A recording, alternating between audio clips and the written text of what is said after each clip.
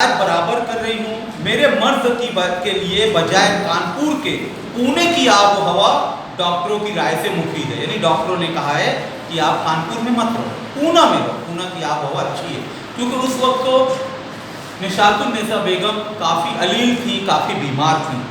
دوسرے یہ کہ یہ بنگلہ بھی شہر سے دور بنا ہوا ہے, یعنی وہ جس جگہ رہ رہی تھی وہ شہر سے دور تھا, یعنی کہ آبادی سے کافی دور تھا. پہلے کی بنسبت صبح کے وقت طبیعت کس قدر صاف رہتی ہے, باقی جو خدا کی مرضی, اس میں کسی کا کیا دخل. مولانا نے سلام عرض کیا ہے اور جناب قطب میاں کو خاص طور پر سلام لکھنے کی مجھے تاکید کی.